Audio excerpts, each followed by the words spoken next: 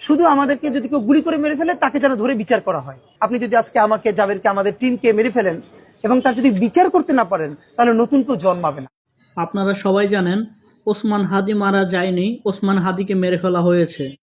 কারণ যারা সত্য কথা বলে, ন্যায়ের বিরুদ্ধে দাঁড়ায়, এই সমাজে তাদেরকে বাঁচতে দেওয়া হয় না। আজ সে নেই, কারণ সে চুপ থাকেনি।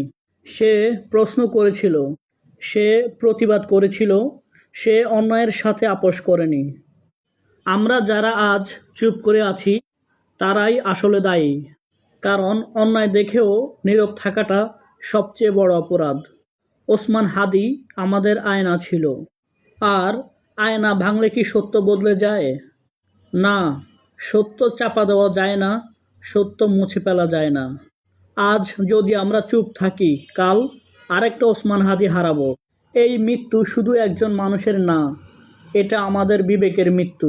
ওসমান হাদির জন্য ন্যায় বিচার চাই, চুপ নয়, প্রতিবাদ চাই। আমরা ন্যায় বিচার চাই। এই ভিডিওটা থামিও না, শেয়ার করো। আজ শেয়ার না করলে কাল প্রশ্ন উঠবে, তখন তুমি কোথায় ছিলে? আমি উন্মাদ, আমি ঝঞ্ঝা, আমি ভিতিয়ে ধরিত্রীর বলবীর চির উন্নত মানুষের।